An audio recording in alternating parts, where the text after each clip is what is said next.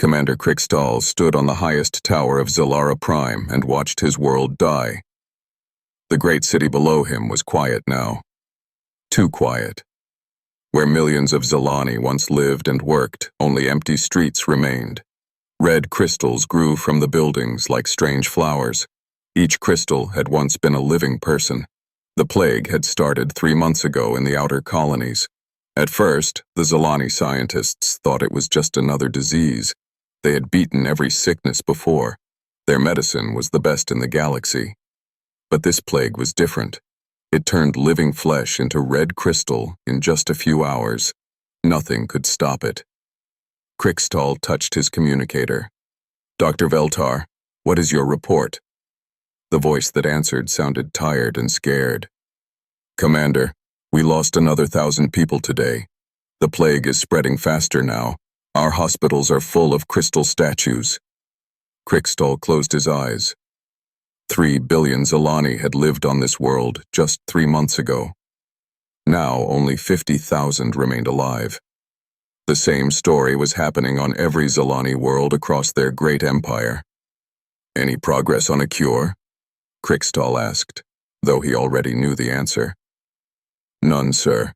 We have tried everything. Our best computers cannot understand this plague. It is like nothing we have ever seen."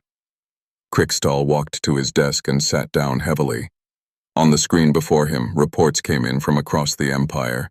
Colony after colony went silent. Ship after ship stopped answering calls.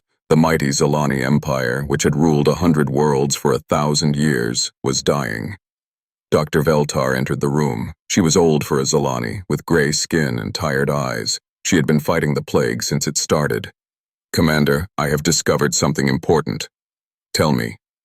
This plague is not natural. Someone made it." Dr. Veltar showed him data on her tablet. "The plague only attacks Zilani genes. It was designed to kill us."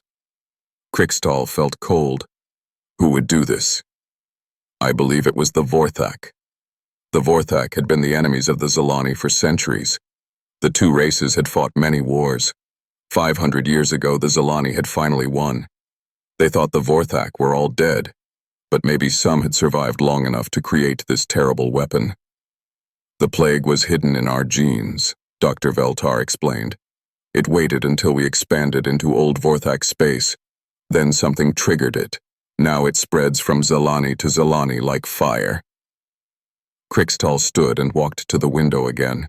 In the distance, he could see the spaceport. Only a few ships remained. Most of his fleet was gone, turned to crystal along with their crews. "Have the other races answered our calls for help?" he asked. Dr. Veltar shook her head. "The Galactic Council says we are too dangerous. They have put a wall around our space. No one can come in or go out. The Ethereal Consortium sent the same message. Even the Machine Collective refuses to help." "What about the smaller races?" "They are all afraid. They think the plague might spread to them too." Krikstal felt anger rise in his chest. For 1,000 years, the Zilani had been one of the most powerful races in the galaxy. They had helped others many times. They had shared their technology and knowledge. Now, when they needed help, everyone turned away. "Send another message to all the galactic powers," Krikstal ordered. "Tell them we are dying. Tell them we need help." "Sir, they have already said no many times." "Send it anyway." Dr. Veltar nodded and left. Krikstal stood alone in his tower, looking out at his dying world.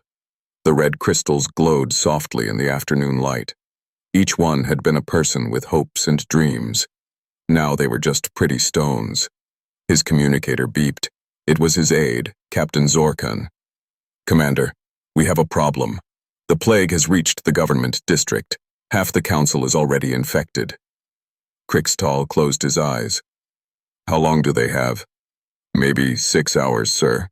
Gather everyone who is still healthy. We need to evacuate to the ships." "Sir, where will we go? Every world in our empire is infected." That was the question Krikstal could not answer. Where could they go? The other races had blocked them out. Their own worlds were death traps. Soon, there would be nowhere left to run. walked to his desk and activated the emergency broadcast system. His voice would now reach every corner of the galaxy. "This is Commander Krixtal of the Zilani Empire. We are dying. A plague has taken our worlds and our people. We have asked for help from the great powers of the galaxy, but they have turned away from us. If anyone can hear this message, if anyone in the galaxy still has compassion, please help us. We do not have long." As he spoke, Krixtal looked out at his city one last time. The red crystals seemed to glow brighter, as if they were listening too. Soon, he knew, he might become one of them. But maybe, just maybe, someone out there would hear his call. The message went out across space, traveling faster than light to every corner of the galaxy. Most who heard it would ignore it, just as the great powers had done. But somewhere out there, someone might listen. Someone might care enough to help a dying race, even one that had never been kind to them. Krixtal did not know it yet, but his message would reach a small blue planet on the edge of the galaxy. It would reach a race that the Zilani had always called primitive and weak. It would reach the humans. Captain Jake Morrison was drinking coffee in his ready room when the message came through. The bridge crew of the New Frontier had been exploring empty space for 3 months, looking for new planets that humans could settle on. It was quiet work, but Jake liked it. Out here, far from Earth, he could think clearly. The door chimed and his communications officer walked in. Sam Johnson was young and eager, always excited about new signals from space.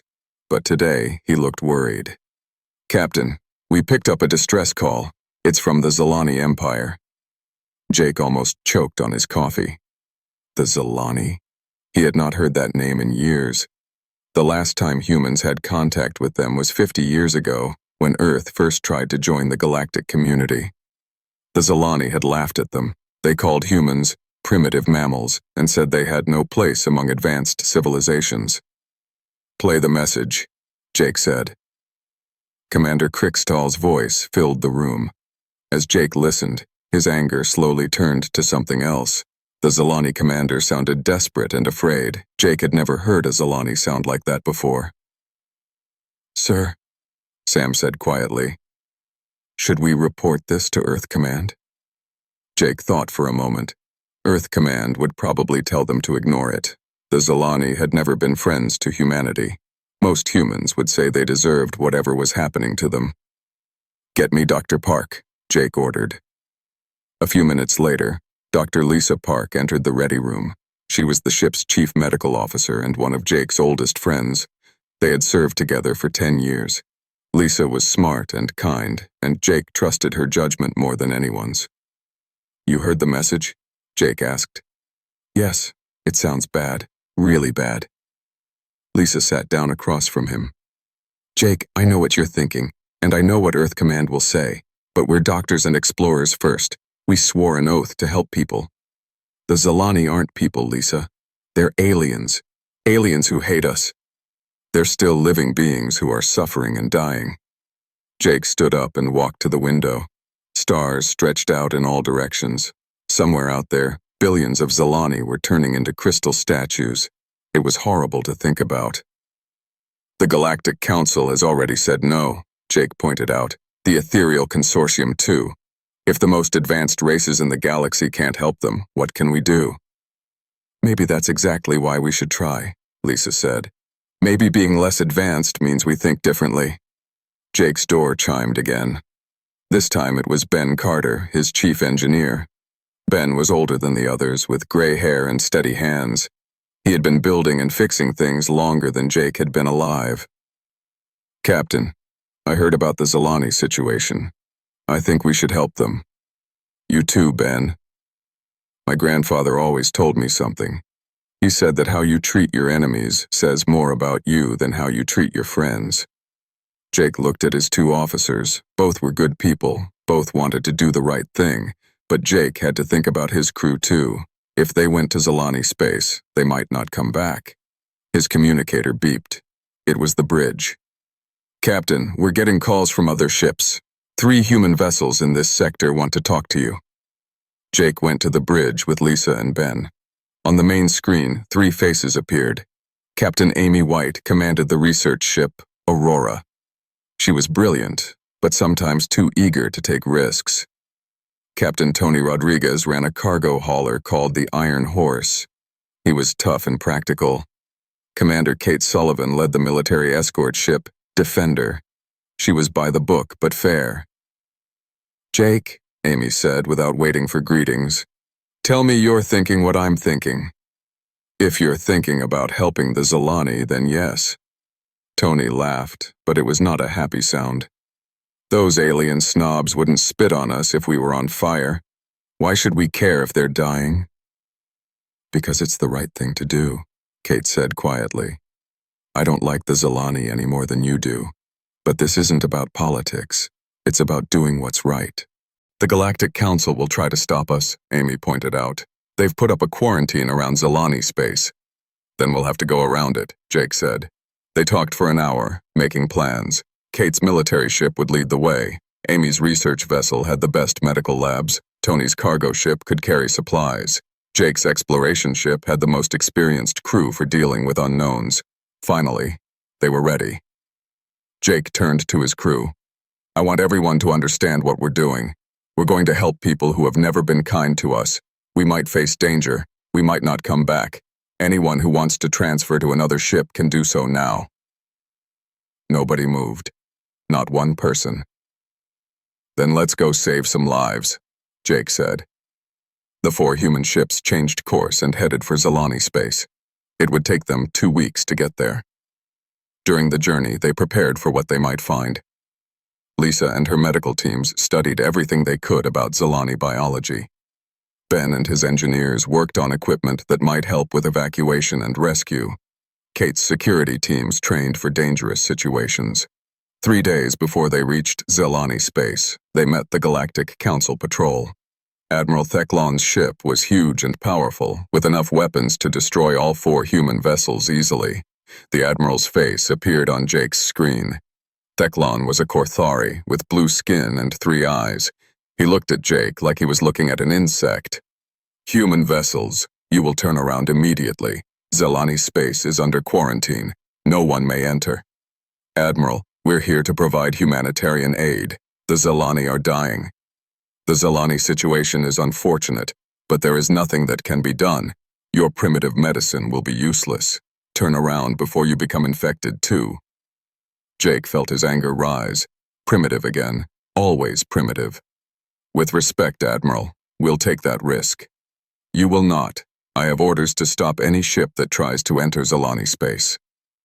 The 4 human captains looked at each other on their shared communication channel. They had known this might happen. Kate spoke first. "Admiral, are you really going to fire on medical ships?" "I will do my duty," Theclon replied coldly. "So will we," Jake said.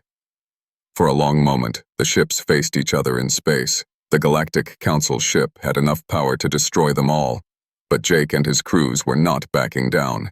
They had come too far to give up now. Finally, Admiral Theclon spoke again. "You humans are foolish. This will accomplish nothing but your own deaths." "Maybe," Jake said, "but we have a different definition of foolish." The Admiral's ship moved aside. The 4 human vessels flew past and entered Zilani space. Behind them, Admiral Theclon watched and shook his head. Primitive mammals, he thought. They would all be dead within days. The first thing Captain Jake Morrison noticed when they reached Zilara Prime was the silence. Space around the planet should have been full of ships, busy with traffic and trade. Instead, there was nothing. A few broken vessels drifted in orbit, their crews long dead and turned to crystal. Dr. Lisa Park stood beside Jake on the bridge, looking at the planet through the main viewer. "My God," she whispered, "look at the cities." Where once great towers of crystal and metal had reached toward the sky, now only ruins remained. Some of the floating cities had crashed to the ground. Others hung broken in the air, held up by failing technology. Red crystal growths covered everything like a disease. "Life signs?" Jake asked. Sam Johnson checked his instruments. "Very few, Captain. Maybe 50,000 people left alive on the whole planet. 3 months ago, this world had 3 billion inhabitants. Jake felt sick. He had seen wars and disasters before, but nothing like this. A whole civilization was dying in front of his eyes. "Captain," Sam continued, "we're getting a signal from the surface. It's weak, but it's definitely Zilani." "Put it through." The face that appeared on screen was thin and tired. Commander Krickstall looked like he had not slept in weeks. When he saw Jake, his expression changed from hope to disappointment. "Humans," Krickstall said. "This is what answers our call for help. A few primitive ships." Jake felt his anger rise, but he pushed it down. The Zilani commander was scared and desperate. "Commander, we're here to help. We have medical teams and supplies." "Your help?" Krickstall laughed, but there was no humor in it. "What can humans do that the greatest minds in the galaxy cannot? Your medicine is centuries behind ours. Your science is basic and crude." "Maybe," Jake said calmly. "But we're here, and your advanced friends are not." That made Krickstall pause. For a moment he said nothing, then he sighed. "You are right. Very well, humans. You may try, but do not expect miracles. We'll beam down medical teams to help with your Psi." "Beam down? You have transporter technology?" "Yes. Is that a problem?" "No, it's just, we did not think humans had developed such things yet." An hour later, Dr. Lisa Park materialized in what had once been Zalara Prime's main hospital. With her came Ben Carter and a team of engineers, plus several medical staff. What they saw made them all stop and stare. The hospital was full of crystal statues. Hundreds of them lined the halls, all red and glowing softly. Each statue had once been a living person. Doctors, nurses, patients. Their faces were frozen in their final moments, some reaching out for help that never came. "This is horrible," whispered Nurse Betty Williams, one of Lisa's team members. Dr. Veltar approached them. She was old and tired, but still working to save her people. "You are the human medical team?" "I'm Dr. Lisa Park. We're here to help however we can." Veltar looked at Lisa's simple medical kit and sighed. "I appreciate your courage in coming here, but I fear you do not understand. This plague is beyond anything we have ever faced. It rewrites DNA itself, turning living tissue into crystal matrix. Our most advanced computers cannot solve it." "Can you show us how it works?" Lisa asked. For the next several hours, Dr. Veltar explained everything they knew about the plague. She showed Lisa brain scans, genetic samples, and computer models. The Zilani had tried everything: quantum medicine, genetic reconstruction, even time dilation therapy. "You see," Veltar concluded, "there is simply no cure. The plague is too advanced, too perfectly designed." Lisa studied the data carefully. Ben Carter looked over her shoulder, trying to understand the alien science. Finally, Lisa spoke. "Dr. Veltar, all of your treatments have been very advanced, very complex. What about simple approaches?" "Simple approaches?" Veltar looked confused. "What do you mean?" "On Earth, sometimes the best cure for a complex problem is a simple solution. Have you tried basic viral interference? Simple genetic therapy?" Veltar stared at her. "Those are primitive techniques. They would never work against something this sophisticated." "Maybe that's exactly why they might work," Ben said. "Sometimes you can't fight advanced technology with more advanced technology. Sometimes you need to think differently." While the doctors talked, Commander Krickstall walked through the hospital with Captain Tony Rodriguez. Tony's cargo ship was unloading supplies: food, water, basic medicines, blankets, simple things that the Zilani had forgotten they needed. "Why are you doing this?" Krickstall asked as he watched Tony's crew hand out food to hungry refugees. "Because people are suffering," Tony said simply. "Doesn't matter if they're human or alien. Suffering is suffering. But we have treated your people badly. We called you primitive. We refused to trade with you or let you join galactic civilization." Tony shrugged. "That was politics. This is about being decent." Krickstall watched a human medic carefully treating a young Zilani child. The medic was gentle and kind, talking softly to comfort the frightened child. No one had forced him to be here. He had volunteered to risk his life for strangers who had never shown him kindness. "I do not understand you humans," Crickstall said quietly. "Not much to understand," Tony replied. "We help people who need help, that's all." Back in the medical bay, Dr. Park was working with Dr. Veltar to understand the plague better. She had an idea, but it seemed too simple to work.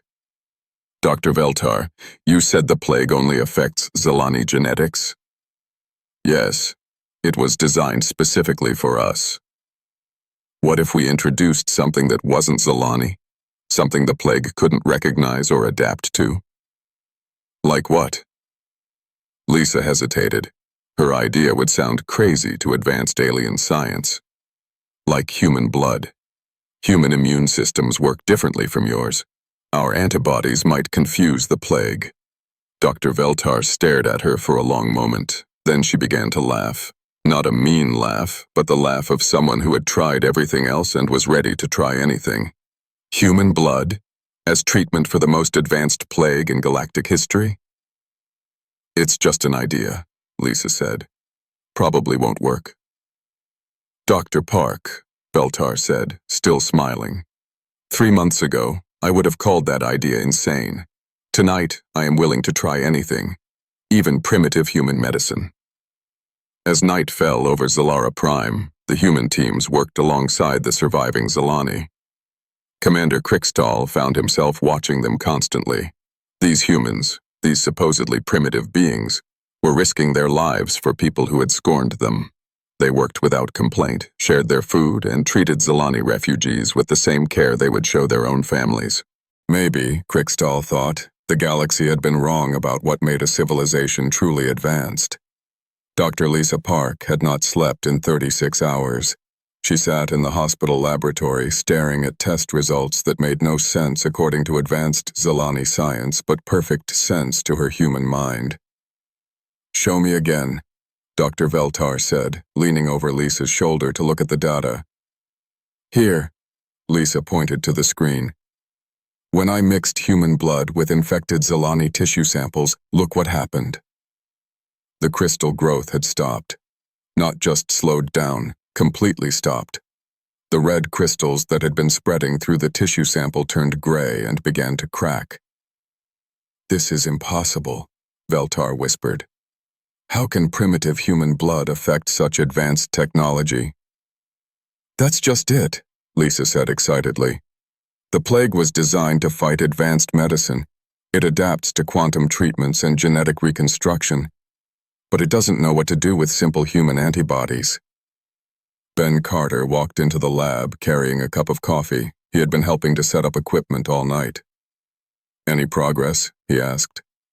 "We might have something," Lisa said, "but we need to test it on a living patient." Dr. Veltar looked worried. "If we are wrong, we could kill someone."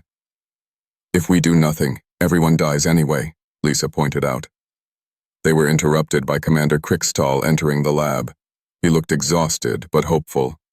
"Dr. Park, I heard you might have found something." "Maybe, but it's risky. We need a volunteer." "I will do it," Crickstall said immediately. "No," Veltar said firmly. "You are needed to lead our people. If the treatment fails and you die, who will command our survivors?" Before anyone could argue further, a soft voice spoke from the doorway. "I will volunteer." They turned to see a young Zilani female standing there. Her name was Zixara, and she was only 15 years old in human terms. Red crystal marks were already growing on her arms. She had maybe 6 hours left to live. "Child, no," Dr. Veltar said gently. "You are too young." "I am dying anyway," Zixara said calmly. "If this treatment might help others, then I want to try it." Her parents stood behind her. They were crying, but they nodded their agreement. "Please," her father said, "if there is any chance, we must take it." Lisa felt tears in her own eyes. This brave young girl was willing to risk everything so that others might live. "Are you sure?" she asked softly. "Yes," Zixara said. "I want to help save my people." 2 hours later, everything was ready. Captain Jake Morrison had come down from his ship to watch. Commander Krikstal stood with Zixara's parents. The whole hospital seemed to hold its breath. The treatment combines human antibodies with Zelani medical nanotechnology, Lisa explained to everyone. The human blood confuses the plague while the nanobots repair the damage. But you have never tested this on a living person, Krikstal said. No, we don't know what will happen. Lisa looked at the young Zelani girl lying on the medical table. Zixara smiled at her. It's okay, Dr. Park. I'm not afraid. You're braver than I am, Lisa whispered. The injection took only seconds. Then they waited. 1 hour passed, then 2. The crystal marks on Zixara's arms continued to grow. Lisa began to lose hope. Maybe it's not working, Ben said quietly. Wait, Dr. Veltar said suddenly. Look at her readings. On the medical scanner, something was changing. The plague's energy signature was fluctuating, becoming unstable. The crystals, Zixara's mother gasped. Look at the crystals. Everyone stared at the girl's arms. The red crystal marks were fading. Slowly, very slowly, they were turning gray and cracking apart. New healthy skin was growing underneath. It's working, Lisa breathed. It's actually working. By the next morning, Zixara was completely healthy. The plague was gone from her system. Word spread quickly through the survivor camps. Hope returned to people who had given up. But there was a problem. The treatment required human blood to work. Lots of human blood. Captain Morrison called a meeting of all 4 human ships. We need volunteers to donate blood. This is dangerous. We don't know how much we can safely give. Every single human in the fleet volunteered immediately. Even the ones who were scared, even the ones who had never liked the Zelani. They all stepped forward. Captain, said Lieutenant Mark Johnson from the Aurora, my grandfather died fighting aliens in the war. I grew up hating all non-humans, but watching that little girl volunteer to risk her life for her people, I can't do any less. Dr. Park set up blood donation centers on all 4 ships. The humans gave as much as they safely could, then rested and gave more. Captain Amy White organized rotation schedules so there was always fresh blood available. Ben Carter and his engineers worked with Dr. Veltar to mass-produce the treatment. They converted cargo bays into medical laboratories. They worked 18-hour shifts, taking short breaks only when they collapsed from exhaustion. Ben, Captain Rodriguez said, finding the engineer asleep over his work. You need to rest. Can't rest, Ben mumbled. People are dying every hour we delay. You'll be no good to anyone if you kill yourself. But Ben was already back to work, running calculations and building equipment.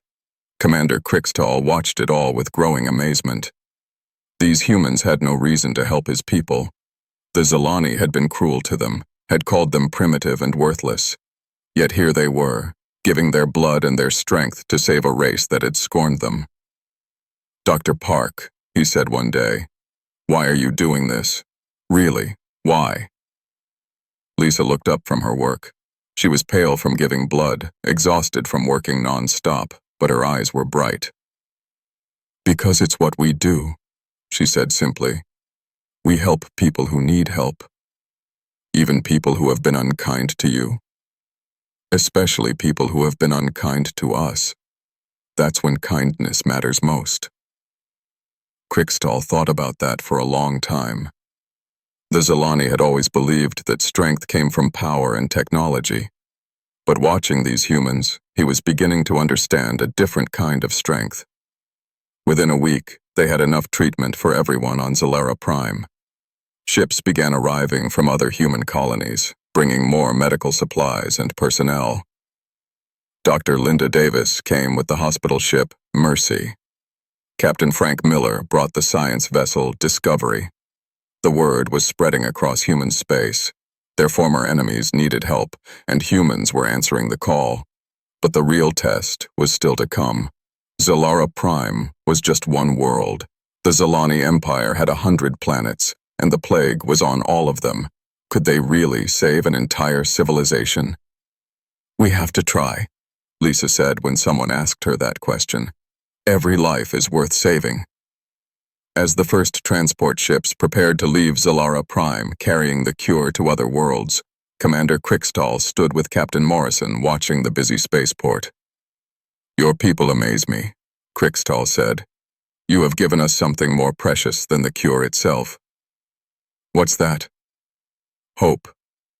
You have given us hope when all seemed lost." Jake smiled. "Hope is what humans do best." 6 months later, Captain Jake Morrison stood on the rebuilt balcony of the Zalani Capitol building. The city below was alive again. Zalani workers were removing the last of the crystal statues while construction crews rebuilt the damaged towers. In the streets, something wonderful was happening. Human and Zalani children were playing together. "Hard to believe it's the same place," said Commander Kate Sullivan, joining Jake at the balcony rail. "Hard to believe it's the same galaxy," Jake replied. The cure had worked. Ship after ship had carried the treatment to every corner of Zalani space. Billions of lives had been saved. The red crystals that had covered 100 worlds were now just bad memories. But saving the Zalani had changed more than just their civilization. It had changed everything. "Captain Morrison," a familiar voice called. Jake turned to see High Commander Crickstall approaching. The Zalani leader wore new robes of office, but his eyes held the same gratitude they had shown for months. "High Commander," Jake said with a smile. "How are the reconstruction efforts going?" "Better than we dared hope. Your people continue to amaze us." Crickstall gestured toward the busy city below. "Human engineers are helping us rebuild our cities. Human doctors are training our medical staff in your techniques. Human teachers are working with our children." It was true. After the cure had been distributed, many humans had stayed to help with the massive rebuilding effort. What had started as a rescue mission had become something much bigger, a partnership between two very different civilizations. Dr. Lisa Park joined them on the balcony. She now served as chief medical liaison between humans and Zalani. "Jake, you need to see the latest reports from the outer colonies. The reconstruction is ahead of schedule on 12 worlds." "Any problems?" Jake asked. "Just one. We're running out of volunteers. Too many humans want to help, and we can't transport them all."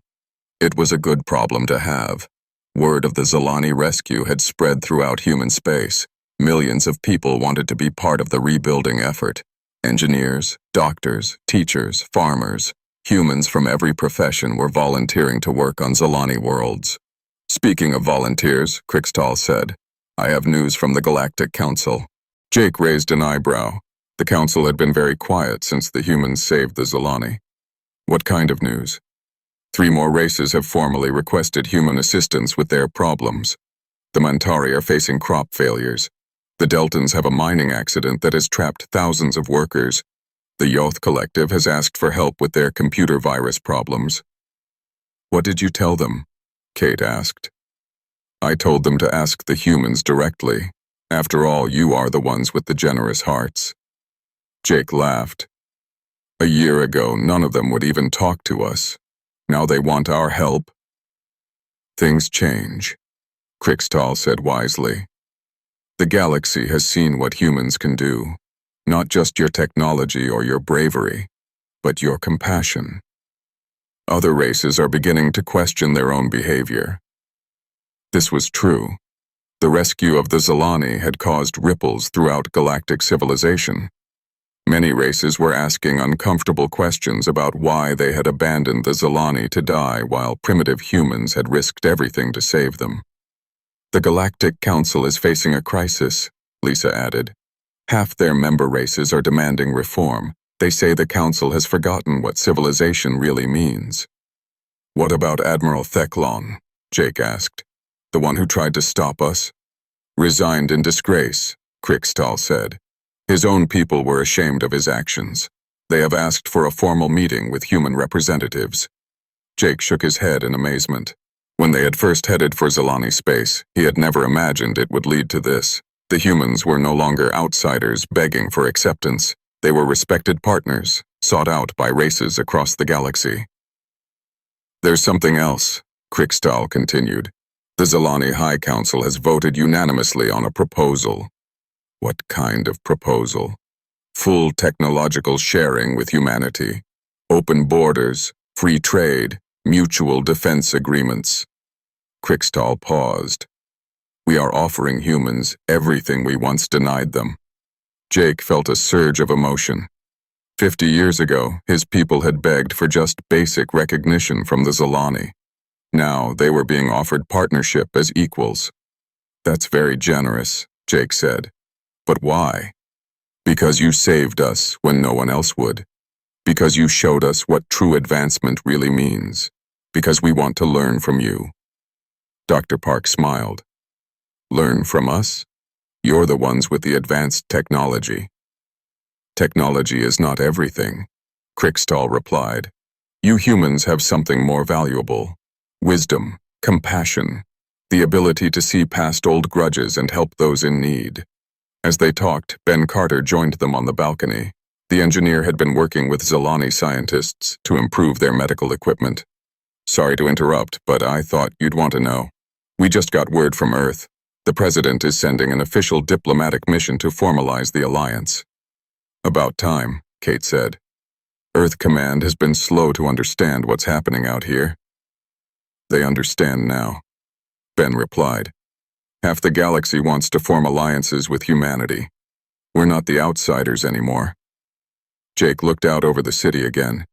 In the distance, he could see the spaceport where human and Zalani ships worked side by side. Engineers from both races were building new vessels together, combining human innovation with Zalani technology. You know what the best part is? Lisa said quietly. It's not the technology or the new alliances. It's them. She pointed to the street below, where human and Zalani children were playing a game together. The children? Jake asked. They don't see aliens when they look at each other, they just see friends. That's the real victory.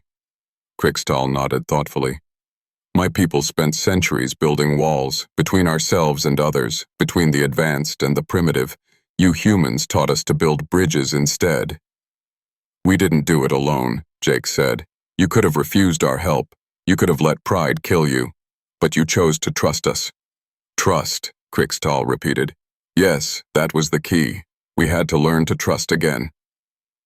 As the sun set over Zalara Prime, painting the sky in brilliant colors, the group stood in comfortable silence. Around them, the city hummed with life and activity. Zalani and human voices mixed together in the busy streets below. Hi, Commander, Jake said finally.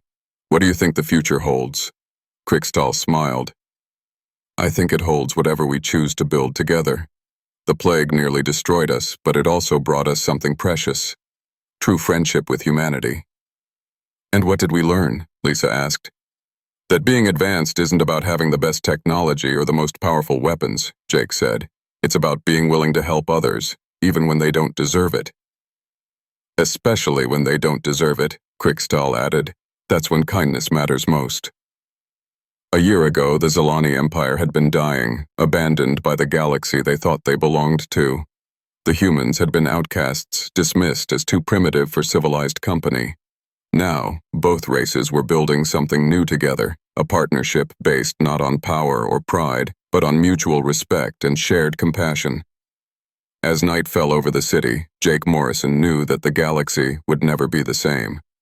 Humanity had found its place among the stars not through conquest or advanced technology, but by doing what humans had always done best, helping others when they needed it most. The age of human isolation was over. The age of human leadership had begun.